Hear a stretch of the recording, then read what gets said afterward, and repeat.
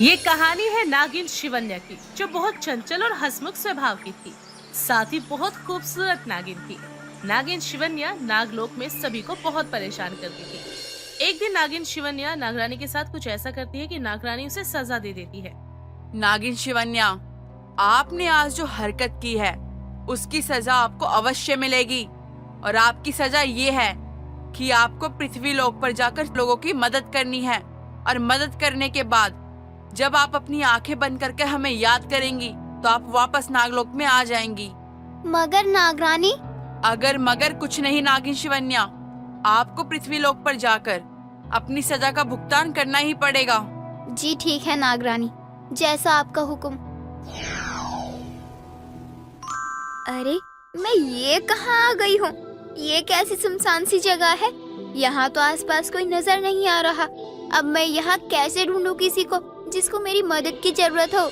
इतना कहकर नागिन काफी दूर तक चली जाती है, लेकिन उसकी मदद के लिए कोई नजर नहीं आता। नागिन शिवन्या को बहुत तेज भूख लगने लगती है।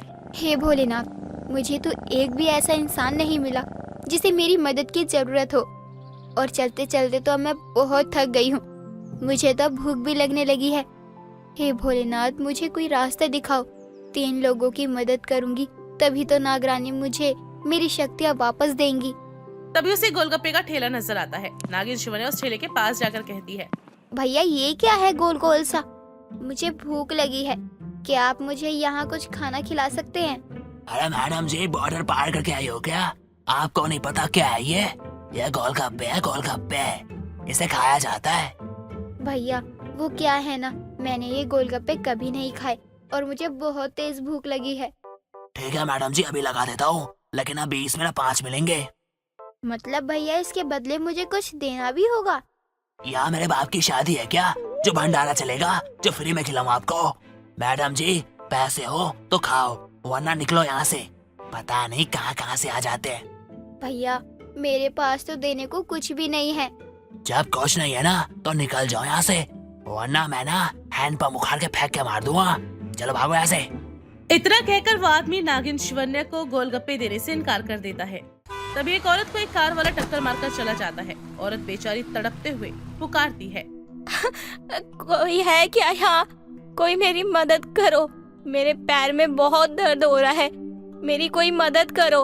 तभी नागिन शिवन्या उसकी मदद के लिए उसके पास जाती है और जैसे तैसे उस औरत को हॉस्पिटल लेकर जाती है। कुछ समय बाद उस औरत को होश आता है और वो नागिन शिवन्या से कहती है, भला हो आपका, आप बहुत दयालु हैं। अगर आप नहीं होती आज तो मेरी जान चली जाती, मेरे बच्चे अनाथ हो जाते। आपका उपकार है मुझ पर कि आपने मेरी जान बचा ली। आप भगवान का स्वरूप बनकर आई हैं मेरे लिए। आपका बहुत बहुत शुक्रिया। अरे नहीं, ऐसी कोई बात नहीं है। वैसे भी आपकी मदद करना मेरा कर्तव्य है।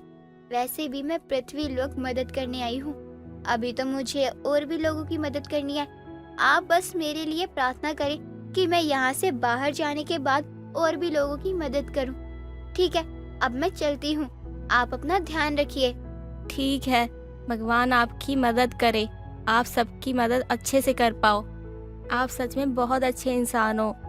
आप जैसे इंसान बहुत कम देखने को मिलते हैं। औरत को लगता है कि इस लड़की को लोगों की मदद करना अच्छा लगता है, इसलिए उसकी बात का जवाब सिंपल शब्दों में देकर उसको धन्यवाद करती है और वहाँ से चली जाती है। चलते चलते वो थक जाती है और एक पेड़ के नीचे बैठकर आराम करने लगती है। थोड़ी देर बाद एक आदमी परेशान वहाँ पर बैठा हुआ नजर आता है, जो एक आदमी को बैग ले जाते हुए देखकर कहता है, काश ये बैग मेरा हो जाता। अगर ये मेरा हो जाता ना तो मेरे तो सारे दुख खत्म हो जाते। हे भगवान, अगर तू मेरी सुन रहा है ना तो ये बैग दिलवा दे मुझे। क्या इस एक बैग के मिलने से इस बेचारे आदमी की सारी परेशानी दूर हो जाएगी? अगर ऐसी बात है तो मैं इस आदमी की मदद करूंगी। क्या हुआ भैया, आप इतना परेशान क्यों हैं? मैं आपको कब से देख रही हूँ, आप काफी परेशान लग रहे हैं और मैंने आपकी बातें भी सुन ली हैं। आपको उस आदमी का वो बैग चाहिए और उससे आपकी सारी परेशानी खत्म हो जाएंगी, सिर्फ उस बैग से। भैया अगर ऐसा है तो मैं आपकी मदद करूंगी, चलिए आप मेरे साथ। अरे ये कौन है? लगता है कोई पागल है। लगता है भगवान मुझ पे मेहरबान हो चुके हैं, तभी तो इस पागल को यहाँ भेज दिया। अब तो थोड़ा फायदा उठाना बनता है। एक काम करता हूँ, इसका बनाता हूँ पोपट, और इससे करवाऊंगा चोरी, और चोरी होते ही निकल जाऊंगा। अगर फंसा तो इसका नाम लगा दूंगा। क्या सोच रहे हो भैया? क्या बताऊं बहन, दुखी इतना है।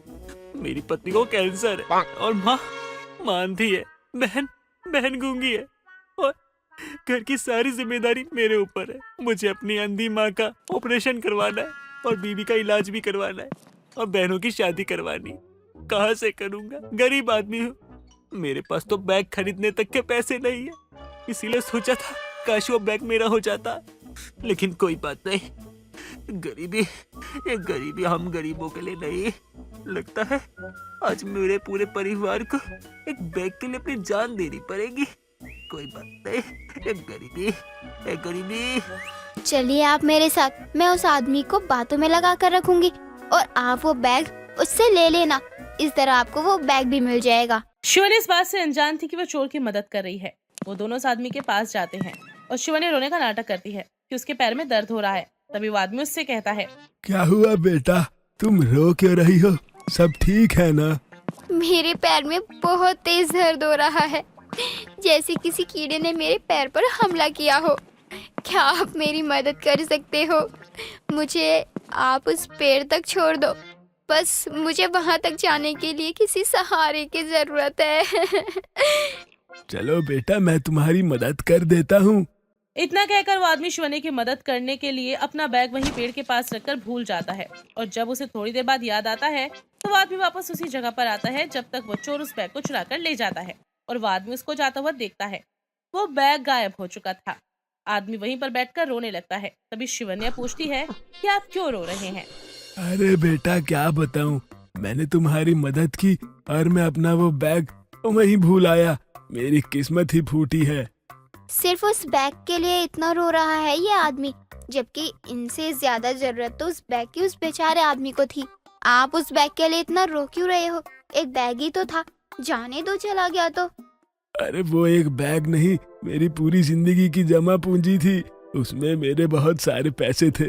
2 दिन बाद मेरी बेटी की शादी है। मुझे लगता है कोई चोर उस बैग को चुरा कर ले गया। बेटा, क्या तुमने किसी को मेरा बैग ले जाते हुए देखा था क्या? नागिन शिवन्या को उस आदमी की बात सुनकर कुछ समझ नहीं आता कि वो आखिर करे तो क्या करे। उसे लगा जाने अनजाने में कहीं उससे कोई पाप तो नहीं हो गया, इसलिए वो उस आदमी को सारी सच्चाई बताती है। और वो आदमी कहता है, तुमने बहुत बड़ी गलती कर दी। तुम दिखने में तो काफी मासूम हो, इसलिए वो चोर तुम्हारी मासूमियत का फायदा उठाकर मेरा ही बैग चुरा कर ले गया। आप फिक्र मत करिए, ये सब मेरी वजह से हुआ है। मैं आपकी मदद करूंगी, चलो आप मेरे साथ। नागिन शिवन्या इस आदमी को अपने साथ पुलिस स्टेशन ले जाती है कि उस चोर को पुलिस ने पकड़ा हुआ है। तभी नागिन शिवन्या पुलिस वालों को सारी बात बताती है और बैग वापस उस आदमी को मिल जाता है। तेरा बहुत बहुत शुक्रिया। तेरी वजह से मुझे मेरा ये बैग वापस मिला है बेटा। अगर तू मुझे यहाँ नहीं लाती तो मैं वहीं अकेला बैठा हुआ रो रहा होता। मुझे तो कुछ समझ नहीं आ रहा था कि मैं कहाँ जाऊँ और क्या करूँ। कोई बात नहीं बाबा, वैसे भी ये सब मेरी वजह से हुआ है। आपको मेरी वजह से कितना दुख झेलना पड़ा।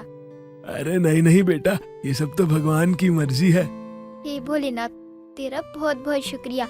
आज तेरी वजह से ही मैं एक पाप करने से बच गई और आखिरकार मैं उस आदमी की मदद करने में भी सफल रही। नागिन शिवन्या सबकी मदद करने के चक्कर में अपनी भूख ही भूल जाती है। चलते चलते नागिन शिवन्या को एक बूढ़ी महिला दिखाई देती है जो हाथ में लाठी लिए रोड को पार करने के लिए खड़ी हुई होती है। अरे बेटा, कोई मेरी रास्ता पार करने में सहायता कर दो, भगवान तुम्हारी मदद करेगा। अरे बेटा, कोई तो इस बूढ़ी औरत की मदद करो। अरे लगता है इन्हें किसी की मदद की जरूरत है। मैं ही इनकी मदद कर देती हूँ, इसके बाद वापस नागलोक चली जाऊंगी। हाँ, ये ठीक है। हाँ, क्यों नहीं अम्मा, मैं यहाँ सबकी मदद करने ही आई हूँ। चलिए मैं आपको ये रास्ता पार करवा देती हूँ। अम्मा, क्या बात है, आपको कहाँ जाना है? बेटा, मुझे जाना तो वृद्धाश्रम है, लेकिन अभी फिलहाल मुझे ये रास्ता पार करा दे, तेरी बहुत मेहरबानी होगी। तभी उस कार से एक सुंदर सा लड़का निकलकर बाहर आता है और बूढ़ी महिला को देखते ही गले लगा लेता है और साइड में ले जाकर कहता है, माँ, आप यहाँ इस हालत में, ये सब क्या है? शिवानी ने तो कहा था आप 4 धाम की यात्रा पे गए हो, फिर ये सब क्या है? बेटा, मेरी बहू मेरे ऊपर रोज जुल्म करती थी, सारा काम करवाती और मुझे मारती थी। बहू कहती थी कि तेरा बेटा तो विदेश गया है, जब वो आएगा तो मैं कह दूंगी कि तेरी माँ का तो एक्सीडेंट हो गया और वो मर गई। बहुत जुल्म किए हैं तेरी पत्नी ने मुझ पर। वो तो भला हो इस लड़की का जिसने सही समय पर आकर मुझे रोड पार कराया और मेरी सहायता की, तभी तो तू मुझसे टकरा गया और मुझे मिल गया। बहुत बहुत धन्यवाद बहन जी कि आपके कारण मेरी माँ मिल गई। चलो माँ, तुम मेरे साथ चलो, शिवानी की जाकर अकल अभी ठिकाने लगाते हैं माँ। ये सब देखकर शिवानी बहुत भावुक होती है और उस बूढ़ी महिला की मदद करके खुशी से झूम उठती है। अब शाम हो जाती है। शिवानी अब नागलोक जाने के लिए वापस से मंत्र पढ़ने वाली होती है कि अचानक एक लड़की के चीखने की आवाज सुनाई देती है। ये आवाज तो किसी लड़की की चीखने की लग रही है, लेकिन ये आवाज आ कहाँ से रही है? नागिन शिवानी यहाँ वहाँ देखती है, तभी उसे एक लड़की और कुछ गुंडे दिखाई देते हैं जो उसके साथ जबरदस्ती करते हैं। ये देखकर नागिन शिवानी कहती है, हे भोलेनाथ, अब मैं क्या करूं? नागरानी ने तो 3 लोगों की मदद करने को कहा था, लेकिन अब ये लड़की भी मुसीबत में पड़ गई है। अरे मैं तो एक नागिन हूँ ना, तो क्यों ना मैं एक नागिन इंसानियत के नाते उसकी मदद कर दूं। नागिन शिवानी वहाँ पर पड़ा हुआ एक डंडा उठाती है और उन गुंडों की धुलाई कर देती है, जिसकी वजह से वो गुंडे वहाँ से दुम दबाकर भाग जाते हैं। Thank you so much. अगर आप नहीं आती ना तो पता नहीं मेरे साथ ये गुंडे क्या करते। आपने मेरी इज्जत और मेरी जान दोनों बचाई है। आप बहुत अच्छी हो। कोई बात नहीं, ये तो मेरा फर्ज है, लोगों की मदद करना, यही मेरा कर्म है। मैं तो यहाँ से वापस जा रही थी तो अचानक तुम्हारे चीखने की आवाज सुनी, तो मुझसे रहा नहीं गया और मैं यहाँ तुम्हारी मदद करने चली आई। चलो ठीक है, अब मेरा जाने का समय हो गया है। इतना कहकर नागिन शिवानी अपनी आंख बंद करके नागरानी को याद करके मंत्र पढ़ती है। देखते ही देखते वो नागलोक में प्रवेश करती है और नागरानी कहती है, मेरी बताई गई सजा के मुताबिक तुमने सबकी मदद करी, लेकिन जरा मुझे ये बताना, तुमने उस चोर की सहायता क्यों करी? नागरानी, मुझे बहुत ही वो सीधा और भोला इंसान लगा। मुझे लगा वो आदमी इतना गरीब है बेचारा कि उसे बैग की बहुत ज्यादा जरूरत है। शायद उसे काम पर जाने के लिए उस बैग की जरूरत हो, लेकिन मुझे ये नहीं पता था कि वो एक चोर है। मैंने तो एक अच्छा और सच्चा इंसान समझकर उसकी मदद की थी। ये सुनकर नागरानी और सभी लोग उसकी बातों पर बहुत हंसते हैं। नागरानी, आप तो मेरे ऊपर हंस रही हो, मैंने कुछ गलत किया है क्या? नहीं नागिन शिवन्या, हम तो बस आपकी मासूमियत देखकर हंस रहे हैं। अच्छा एक बात बताओ, मैंने आपको सिर्फ 3 लोगों की सहायता करने के लिए भेजा था, लेकिन आप 4 लोगों की सहायता करके आई हो। नागरानी, जैसे लोगों में इंसानियत जागती है, वैसे ही उस लड़की की चीख सुनते ही मेरे अंदर की नागिन जाग गई और मुझे लगा कि अगर मैं उस लड़की की मदद किए बिना गई तो भोलेनाथ मुझे कभी भी माफ नहीं करेंगे। इसलिए मैंने उस लड़की की मदद की। आप मुझे क्षमा कर दीजिए। आपके कहने के मुताबिक मैंने 3 लोगों की मदद ना करके 4 लोगों की मदद की। नागिन शिवन्या, हम आपको आपकी सारी शक्तियाँ वापस करते हैं। आप एक बेहद ही सच्ची इंसान हैं और दिल की बहुत साफ हैं। बस आप थोड़ी सी नटखट ज्यादा हैं, लेकिन हमें आप पे गर्व है।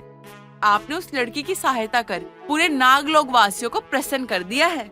और इस तरह नागरानी खुश होकर नागिन शिवानी की सारी शक्तियां उसे वापस कर देती है।